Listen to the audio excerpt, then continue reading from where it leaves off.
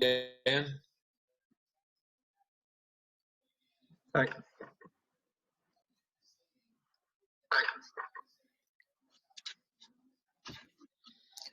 I'm early, but I have to get early because I screw him at the most.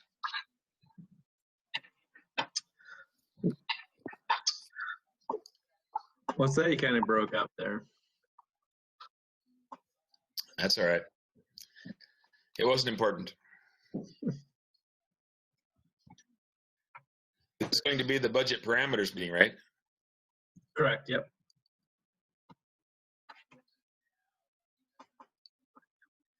Thank you.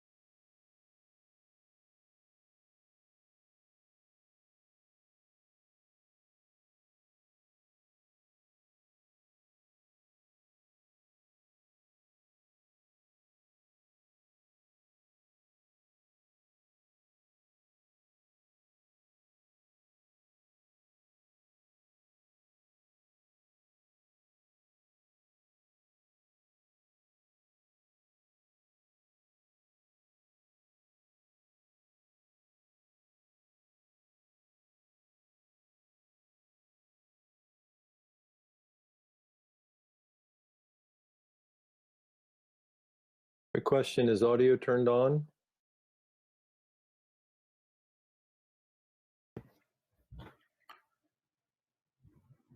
I believe so. I can hear you. Okay, I'm just checking. The last time I used my Macintosh to connect, people couldn't hear me on audio, so I just wanted to make sure you could this time. Thank you.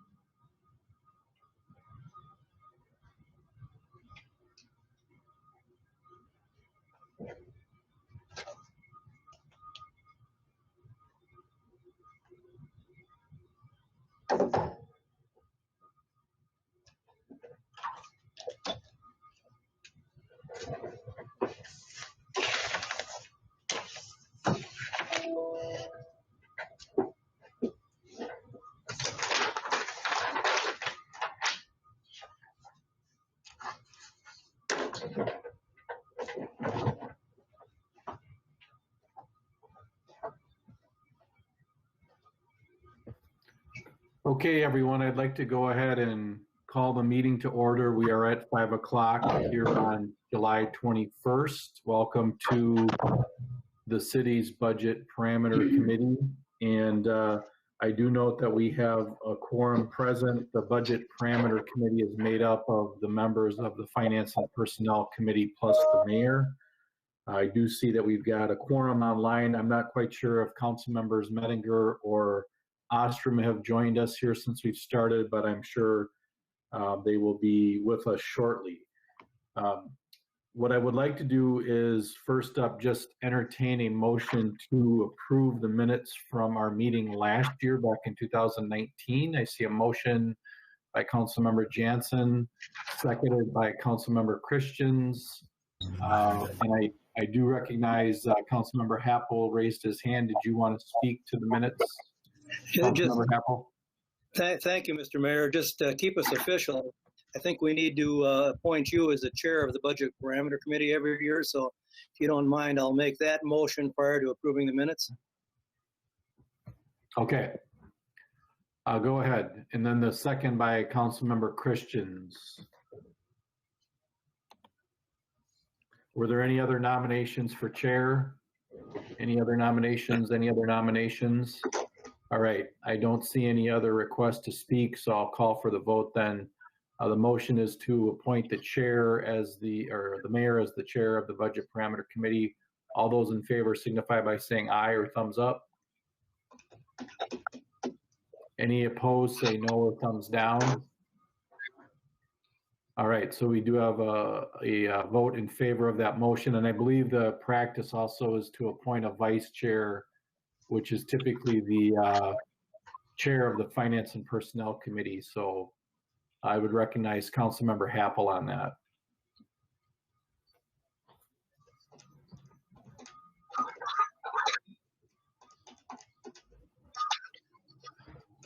Sorry, Doug, you're cutting out a little bit. Since Paul's not here, I would nominate Phil Ostrom, who's the vice chair of Finance and Personnel, as the vice chair of this committee. Okay, is there a second to that motion? Okay, so I heard a motion by Happel, seconded by Slesnikow to appoint Councilmember Ostrom as the vice chair of the Budget Parameter Committee. Any other nominations? Any other nominations? Any other nominations? All right, I'm going to call for the vote. So if you're in favor of Councilmember Ostrom serving as vice chair, signify by aye or thumbs up. Any opposed, say no or thumbs down. We have a motion that's carried. So I'd go back then to our motion on the minutes, and we did have a motion and a second on that. Was there any discussion on our minutes from last year? Okay, I don't see any or hear anybody wishing to speak. The motion is to adopt those minutes. All those in favor signify by saying aye or thumbs up. Any opposed, say no or thumbs down. All right, so the minutes are approved. What I would, before we get, I do want to open up the meeting to public comments. Before we get to the public comments, I do want to just maybe remind our folks that are here online or if they're listening in, or I'm not sure if we have anybody there in person at the council chambers, but our budget parameter committee was established through our municipal code and ordinances to, in essence, start the budget process.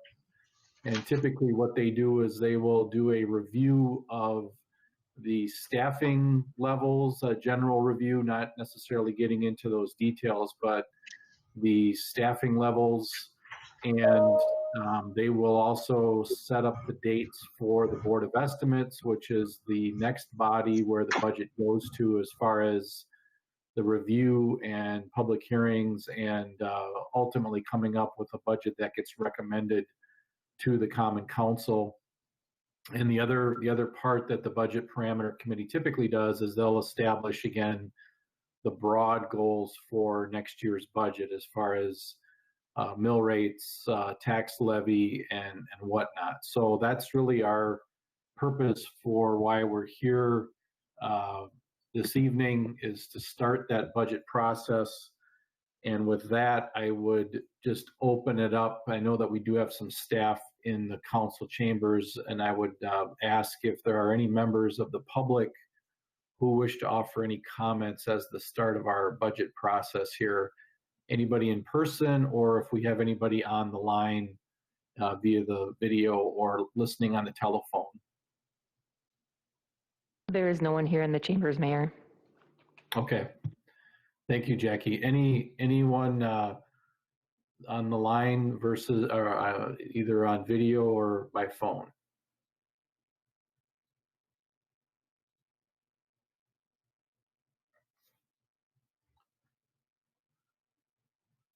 Okay, I do not hear anyone or see anyone wishing to participate. If folks do come in later while the meeting's going on and want to offer comments, we'll offer comments again towards the end of the meeting, just to make sure that we capture anybody from the public who is wishing to participate and offer any feedback. So with that, I will just point out a couple of things. I'm going to be just very brief with my introduction, and then we want to turn it over to our staff to go through the process and timeline and some of our initial calculations on the worksheets that hopefully you had a chance to take a look at. It was attached in Legistar.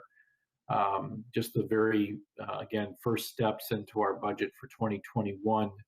One of the things that we added this year on our city website, so if you hadn't had a chance to take a look at that, and we're hoping that you can also direct any citizens or constituents to our city website, right on the homepage at www.cityoflacrosse.org, there is a link that is titled Budget that folks can click on, and it includes in its information on our process and timeline. So it has our tentative dates as far as the next steps in our budget process. It includes the contact information for the Budget Parameter Committee, and we'll make sure we add the contacts for the Board of Estimates when we get to that next step.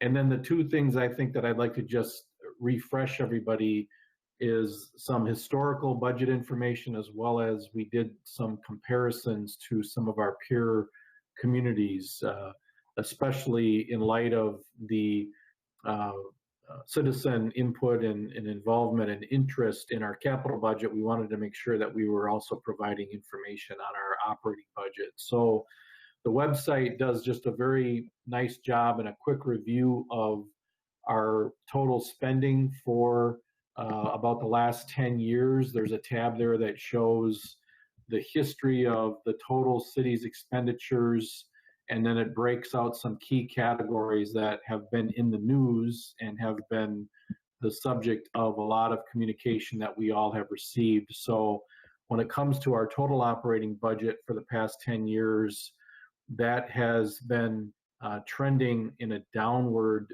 slope. So back in 2011, our operating budget was at about $73.76 million in total expenditure on the levy side. That does not include our utilities, which usually that represents another $20 to $25 million.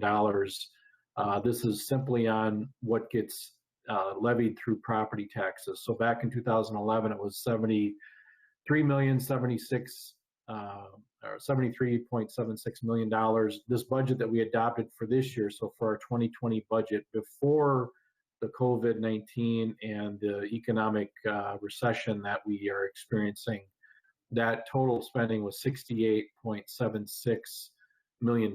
So a reduction of, roughly about $5 million. There's a note, of course, in some of that information that just the rate of inflation during that 10-year period of time, I believe, was about 13%. So in actual dollars, our spending has gone down. And when you base it on inflation, it's gone down even further. And I think that's something that shows the city's strong fiscal stewardship of our tax dollars, because during that time frame, we have not cut services. I would argue, in fact, that in many cases, we've expanded services, including adding community police officers through our neighborhood resource officer program. We've added code enforcement technicians to help improve the quality of housing and to write orders for people to fix up their properties. We have added service to our transit circulator route that has provided more convenient access and ridership for our residents here in La Crosse. We've added a pop-up van to the library and have kept the branch libraries in operation, which I think is something that our citizens have talked strongly about. We've built more units of affordable housing and have added to those investments in our neighborhoods. Especially, we've put together a neighborhood capital budget program where we've realized improved safety lighting and improved parks, refurbishing many of our neighborhood parks. And so our levels of service really, I believe, have increased over these last 10 years while our spending has gone down. And that's, again, all the credit lies with our council, who starts the budget or I should say, who adopts the budget every year and sets the broad goals, and then really our creative departments and our staff that figure out ways to provide those services and utilize less resources. So I just wanted to point out, people can look at that at their leisure. And again, for any citizens, for council members, as you start to engage with residents, point them in the direction of the budget tab on our website, because it provides good information.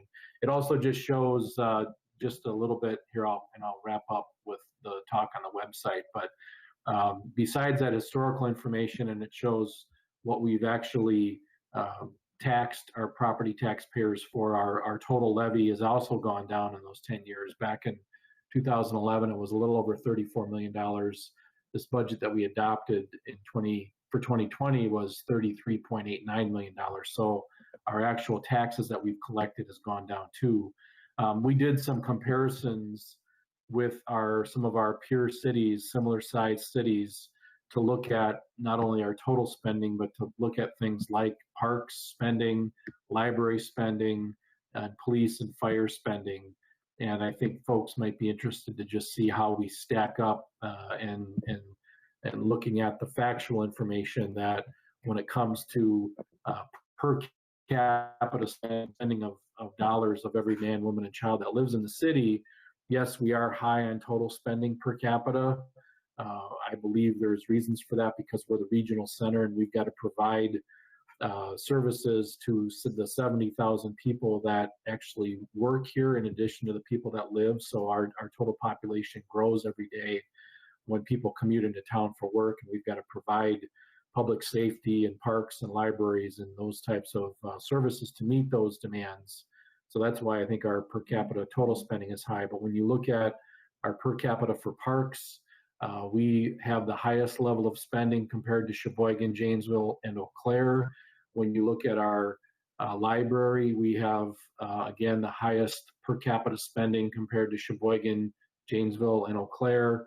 And then when it comes to our policing, actually we're on the low end. So Sheboygan and Eau Claire spends more than we do per capita, and at Janesville, it's really about the same level per capita on spending for police. So I'm hopeful that during this process and with this website, and I know with our budget analyst that's putting together this information to help inform our public and provide information for people so that they can learn more about just where our dollars get spent and what the priorities are.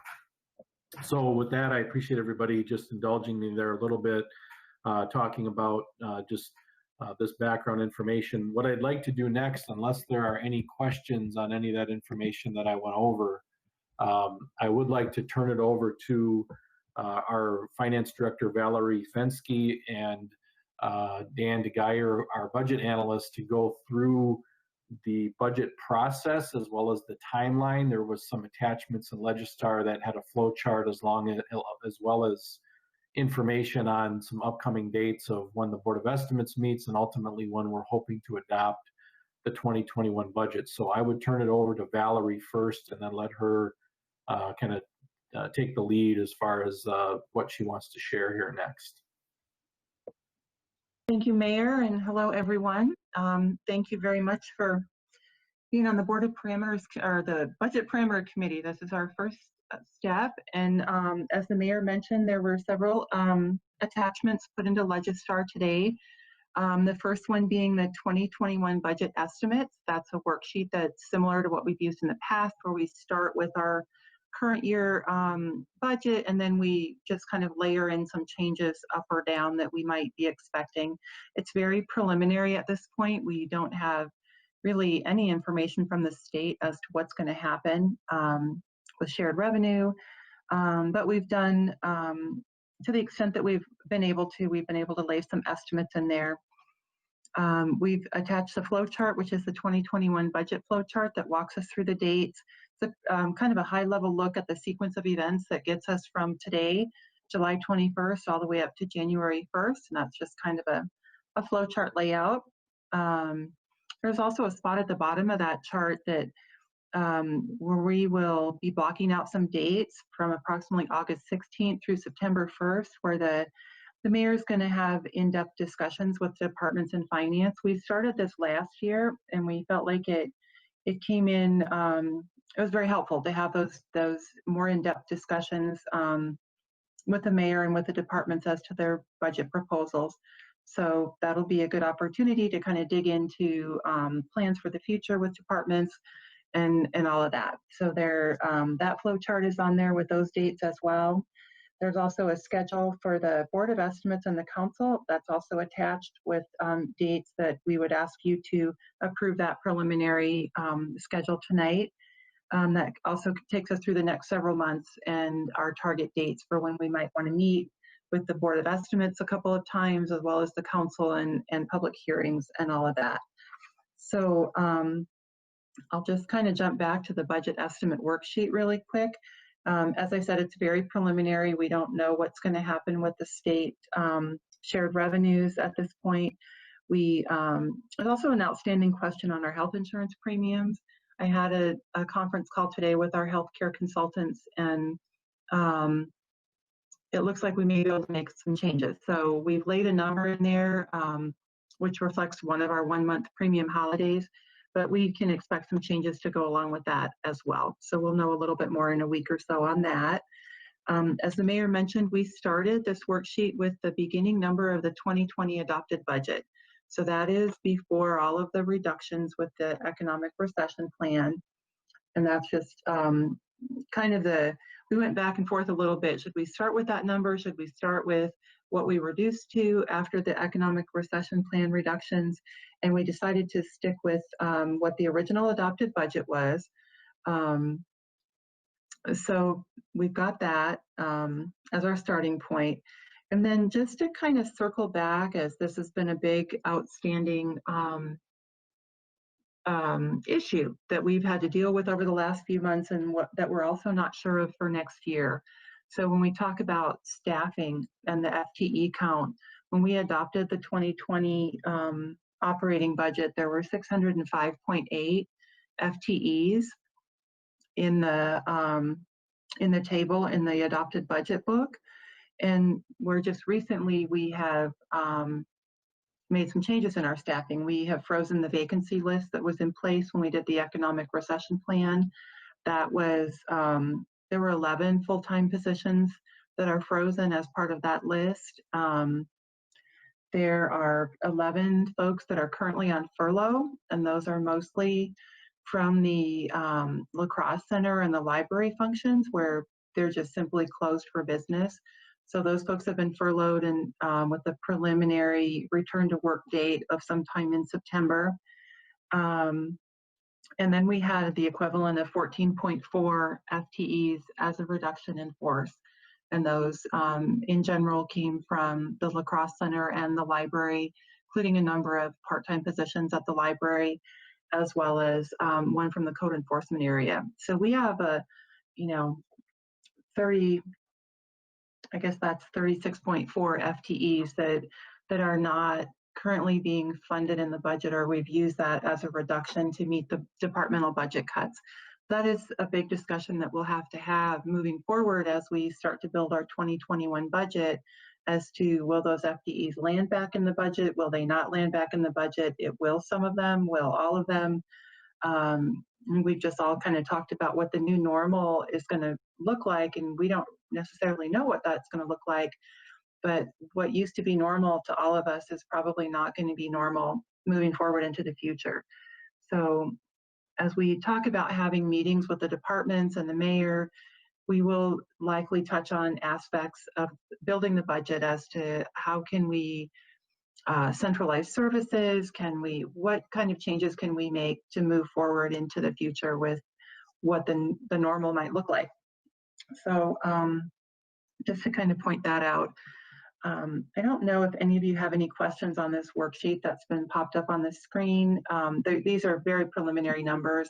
We've laid in a step increase for the non-represented folks for next year, although as you're aware, we had to forego that in the current year.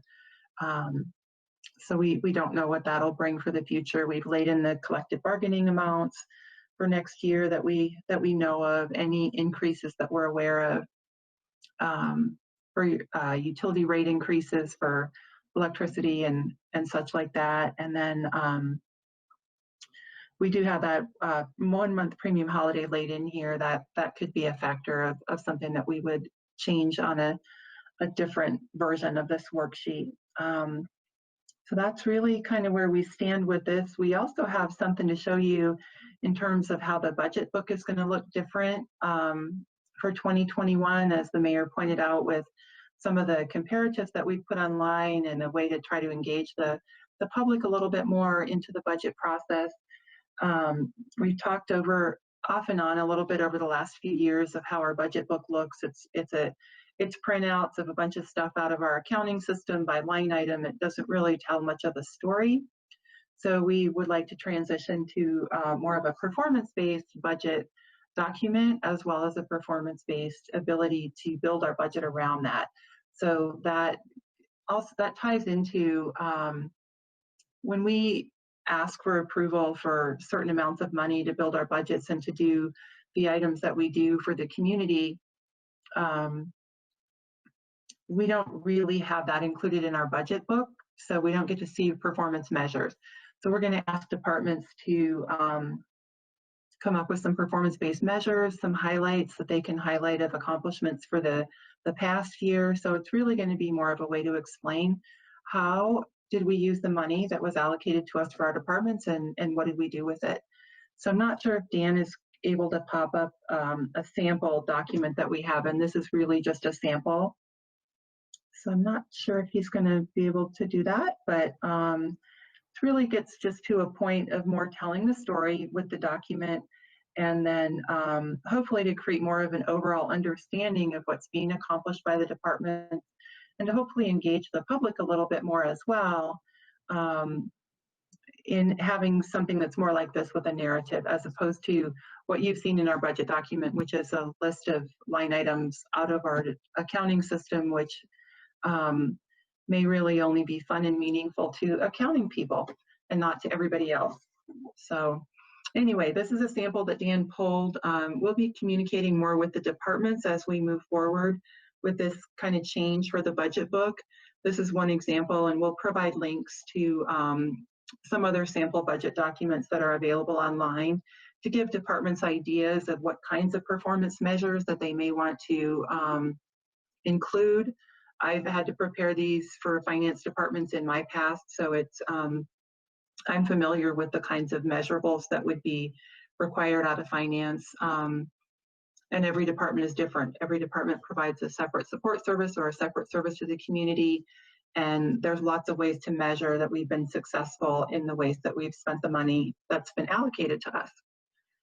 So I don't know that I have a lot more to add right now, Mayor, unless you have more to add, or if there are questions on where we're headed with this.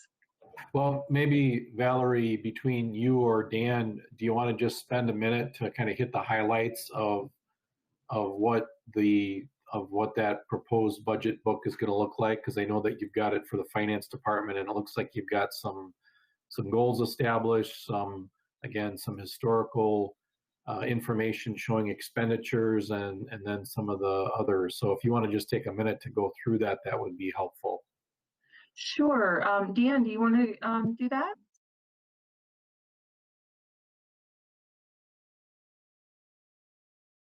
Yep, I can do that. Let me get that back up here. So I guess it just, at the top, it's just a description of what the cost center or department provides, a description of what they all do and the services they provide. The next section would be kind of where the department or cost center could kind of highlight what big accomplishments they did in the current year. And then the following section would be what their goals are to provide for the following year, for the operating budget year that we're trying to adopt, and how they're going to accomplish that. Then the following one would be performance measures, where a lot of times this will probably relate to the goals that you've set, and just kind of, you can project what you're going to do the current year, what your goal is the following year, what you're kind of shooting for. Then we have the staffing section, where it'll just basically lay out how much full-time equivalents you have. Then there'd be a graph of history of expenditures over the last however many years we want to cover. And then the second page is just basically what you're used to seeing, the expenditures kind of grouped into more rolled up kind of categories. So you'd have like a personnel total, contractual service total, and then supplies and other total. Great, thank you for that, Dan. So I guess I would open it up to committee members if they have any questions about the information that Valerie or Dan shared. And I see Larry, Councilmember Slezhenko has his hand up, and then Councilmember Happel. Valerie, and you had mentioned about having in this new form for the budget book or budget online descriptions and highlights. I know in the past from my own constituents and from meetings that we're hearing from constituents that sometimes things are not worded in a lay language that they really understand what's going on. So I hope moving forward as departments put things forward to this budget book to keep that in mind, that granted there's going to be some things that are more complex, but wherever possible, word that in a way that, you know, the average citizen, community member can get an idea if they want to go into the budget, that they understand as much as possible, so that transparency, we keep that in the forefront so that people know where their money's going and it's not hidden behind verbiage that's hard to understand. Thank you very for that, much. Larry. Yeah, thank you for that comment. I believe that is the goal because we have been making that transition with our capital budget now for a few years and trying to make it more clear and more obvious as far as what projects and the dollar amounts for those projects. And we're attempting to do that same thing with the operating budget, because I would agree with you. I think in years past, especially, there's been just, 50 pages with single line items, and it's hard to understand what's being spent on what. The initiatives here that finance are putting together will make this a more informative document, and then especially to build upon that over the next several years, I think we'll see some dramatic changes. So I would agree. I would next recognize Councilmember Happel and then Councilmember Ostrom after that. Thank you, Mr. Mayor. This wasn't why I raised my hand, but I second what Larry said. I'm about as lay person you can get, so you need to read these things carefully. And you're correct. And I do hear that people don't always understand what's in the books. Compliment to Valerie, however, it's what we've had has been more easily read than it was several years ago. My reason for raising the hand is, as one person, I appreciate that you're starting from the existing budget for 2020, and at some point all of this emergency material will pass. But in the meantime, we need to operate from what we've already established, and I'm sure we'll need to make adjustments as we move forward. And with respect to the freezing of positions, it makes sense to call it a freeze. We're not eliminating positions, we're freezing them. And once we know what kind of revenues we have coming in, things will make more sense. Those are my comments there, Mr. Mayor. I may make my usual motions if you'll call on me again after the discussion is finished. I'd appreciate it. Yeah, thank you for that, Doug. All right, next, Councilmember Ostrom, go ahead. Thank you, Mayor. I just wanted to say that I'm really pleased with the idea of the budget, performance budget book. I think it's going to make not only the budget more understandable, but it's going to our departments down the road to budget and plan for their years. And it's going to be a lot more efficient, I think. So they're going to be spending more time getting things done rather than trying to figure out how they're going to get them done and what it's going to cost. Thank you. Thank you, Phil. Anyone else? Yeah, go ahead, Councilmember Selesnikov. Or I'm sorry, was that from before? Go ahead. Oh, no, this is new. I was just wondering, in comparing to other communities with the performance-based budget, is that a common change that we're seeing in other communities, or is this something new primarily for La Crosse? This is something new primarily for La Crosse. I would suggest that many other communities are already doing performance-based budgets. So it's new for La Crosse, but it's certainly not a new concept, and it's not a new thing for me necessarily at all. But performance-based budgeting has been around for quite a while, and it is a way to start to try to measure the amount of money that's allocated to an area and measuring that to accomplishments. That's really trying to tie that circle back together, which is another thing that we've also been doing with the capital projects. We want to allocate money to projects that are ready to roll, so that when we come to the end of this next year or the next 5-year budget in capital, that we've been able to say, we said we were going to do these projects. We did do these projects. These couple we couldn't do for various reasons, but there's just a way to tie accomplishments to the spending authority that's been allocated, whether it's from an operating standpoint or the capital standpoint. But yeah, it'll be new for us, but they're not extremely difficult to pull together, and they're certainly more readable for a lay person that hopefully helps us to get away from using any acronyms that we're normally used to using internally. Thank you. Thank you, Valerie. Any other questions or comments before we get to a motion, I just want to briefly again kind of recap the items that we have before us here this evening so that we're all on the same page. Again, the purpose of the budget parameter is to go through and establish those meeting dates for the Board of Estimates. And so at least at this point, we have a tentative set of meetings starting with Monday, September 7th at 1 p.m. And that's, again, that's our typical work session where we'll hear from all of the departments. And those are on the second page of that proposed budget that would include, brief presentations and then kind of a Q&A opportunity for the Board of Estimates to drill down into any specific details. So we'll be asking for a motion to adopt those tentative meeting dates here in a minute. But I did want to just, again, kind of reiterate, we're starting today on July 21st. The Finance Department will be making the budget documents available to the departments here very shortly. So within, I think, a few days, the departments will be able to begin entering their line items. And as Valerie had said earlier, the Finance Department and myself will be sitting down with each one of the departments and going through not only their line items, but their staffing and just kind of program activities so that we can get a good understanding of where those departments are forecasting not only 2021, but into the next couple of years realistically. Then we typically will compile all of that and present that to the Board of Estimates and present that to the council and to the community.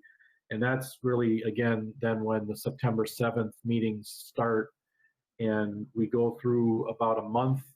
Typically, the Board of Estimates will meet at least once or twice and put together then a recommended budget that gets published into the Tribune.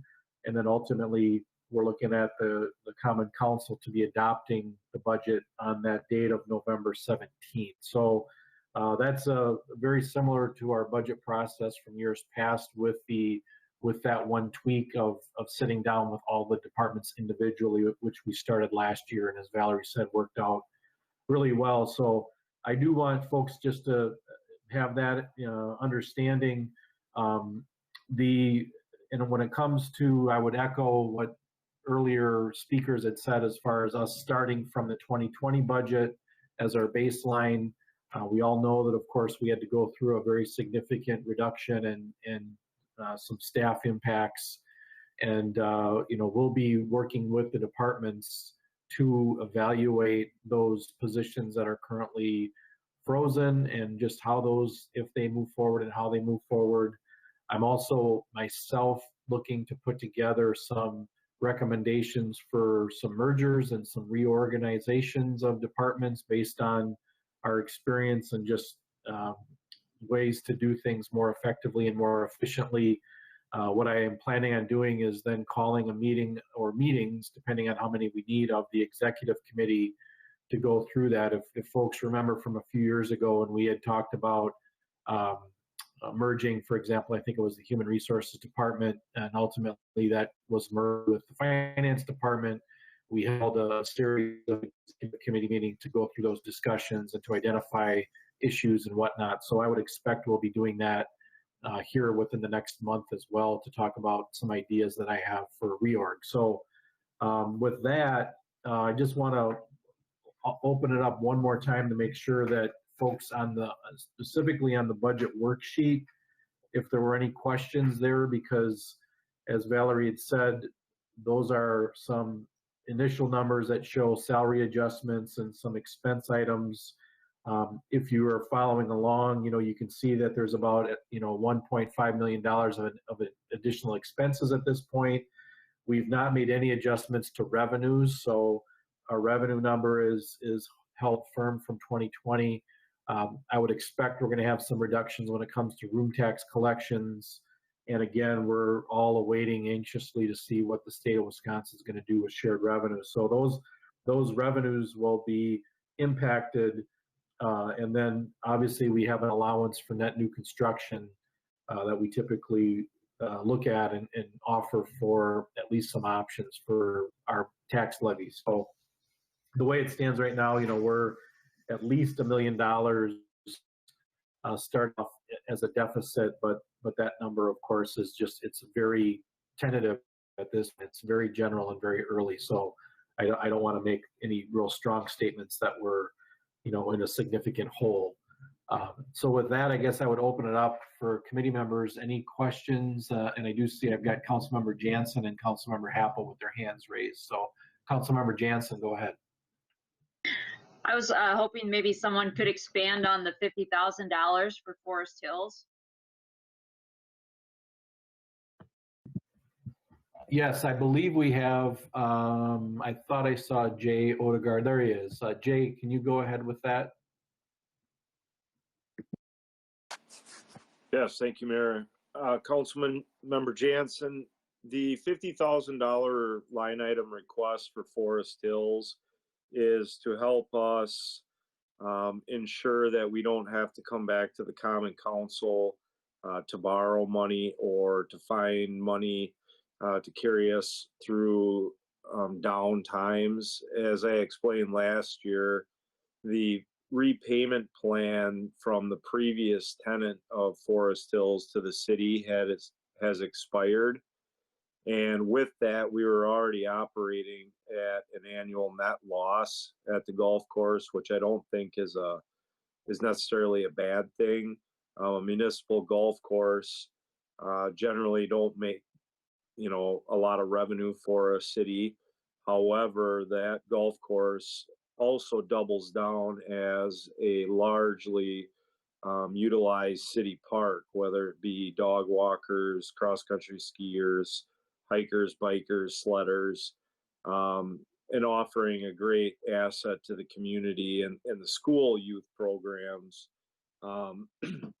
This $50,000 this last year, we were able to utilize that to get us through the COVID shutdown period. And it's something that I think we will want to utilize when we get to a place where we have average to normal years. Really the idea is that we'll be able to help us maintain the equipment that we have out there, because as our capital equipment budgets continue to become more and more competitive, the golf course just really doesn't fall in the priorities to get it up into our department's top, 3 pieces of equipment that we're able to purchase each year. Thank you. Thank you. Anything else, Barb, as far as questions? Okay, thank you. I'll go back to Councilmember Happel. Go ahead, Doug. Thank you, Mr. Mayor. I'd like to make two motions if I could. The first one, probably the simplest. I'd move that we approve the schedule as presented tonight for the Board of Estimates and the council dealing with the budget. The understanding that as mayor, you have the authorization to change it as necessity requires. Okay. I see a second by Ostrom. So there's a motion by Happel, seconded by Ostrom, to approve the proposed schedule for the Board of Estimates.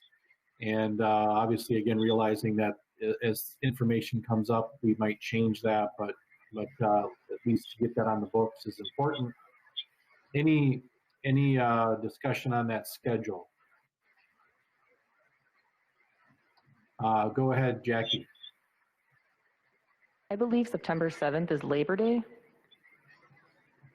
I think you're right. Yep. So let's modify that to include that for that Monday, the Tuesday, September 8th. We'll just assume that that's okay with the motion maker and the seconder, that it would be Tuesday, September 8th. Okay, thank you for that. Any other discussion on the motion to adopt the schedule? Okay, I'm going to call for the vote. So if you're in favor of the motion, signify by saying aye or thumbs up. Any opposed, say no or thumbs down. All right, so the schedule with that change for September 8th is adopted. So I would turn it back to you, Doug, for the second motion. If I'm talking loud, it's raining out here in the south side, and it's pouring down on the metal roof in our Four Seasons room, so I'm trying to hear. I would like to make a motion to direct the mayor, working with department heads, to prepare a minimum of 2 budget recommendations for the Board of Estimates.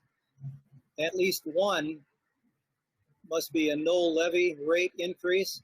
And as an aside from the motion, I fully understand that may not be possible in the climate that we're in right now. But I think we owe it to the taxpayers that we do that.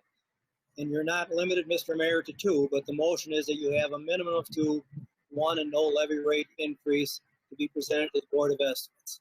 And if there's a second, I'll just move on. Okay.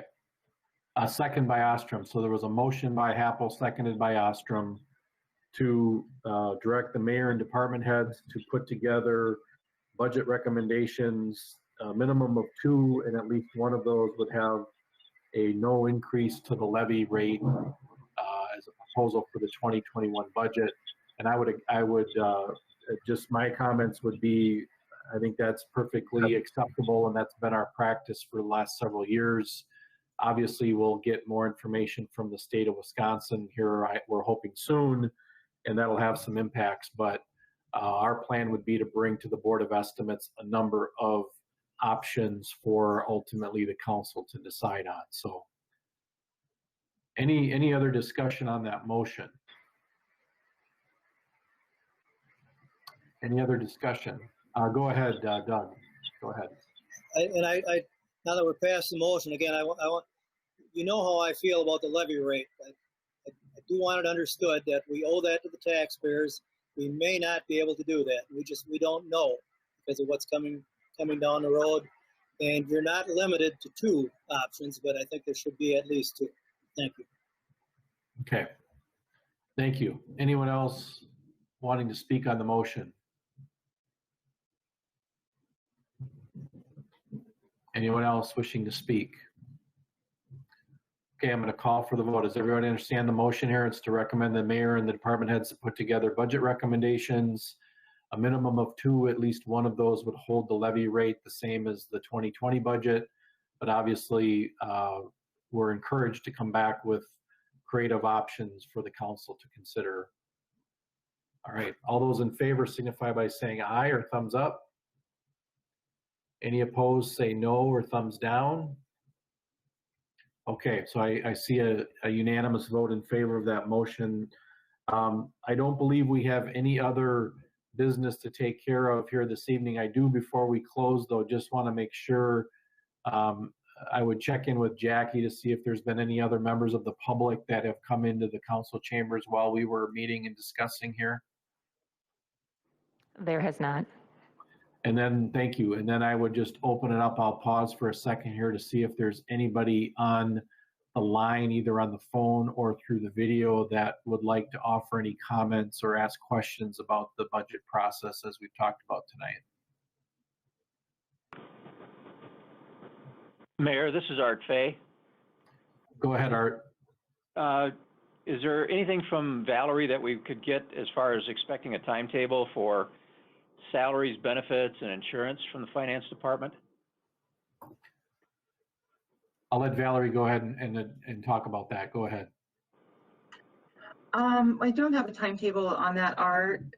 We will, as we've said before, the salaries and benefits entire section of the budget. And as far as insurance, I'm assuming you mean health insurance. Health insurance, we're going to have an answer on a little more quickly, but our process for accumulating the salary and benefit side of the budget is very, very manual still at this point. So we'll be starting on it, but because of the manual process, we do try to give it a lot of double checks to make sure that we've got it as accurate as possible. So I don't have a timeline on that. I'm assuming that that's going to be, let's see, that will probably be at least towards the end of August. Okay, thank you.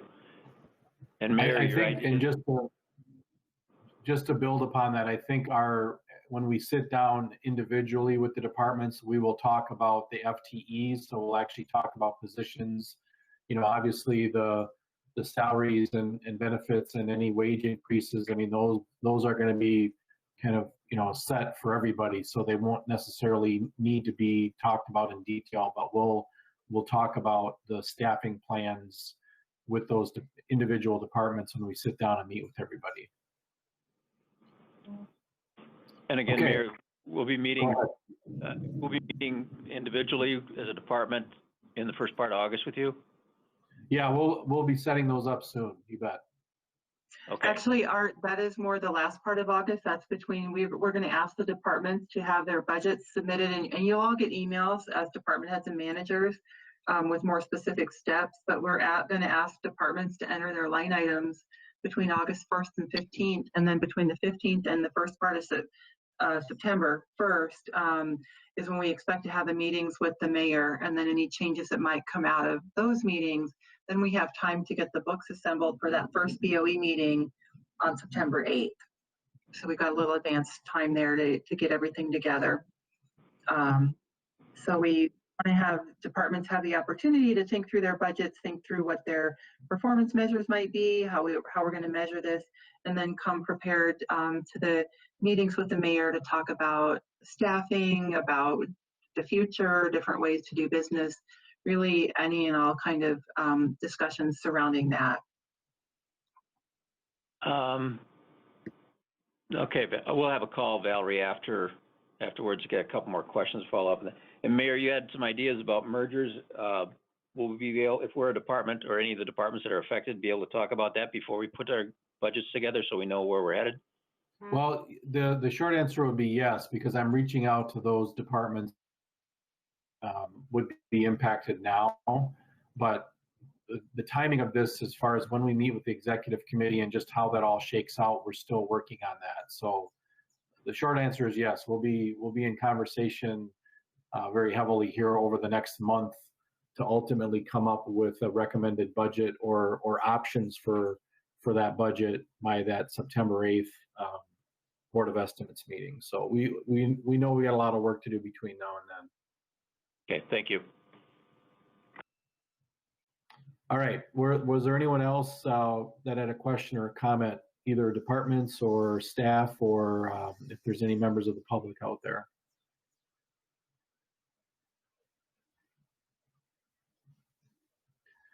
Okay, I do not hear anyone wishing to speak, or I do not see any hands raised here on the video screen. So I would entertain a motion to adjourn. If someone wants to do that, I see a motion by Christians, seconded by Ostrom. All those in favor of adjourning signify by saying aye or thumbs up. Any opposed say no or thumbs down. I see a unanimous vote. We are adjourned. Thank you all. And we look forward to especially try to direct folks to the website as much as possible, because we'll keep uploading more and more information to that tab as we go. So appreciate that. Good night, everybody. See you. Good night.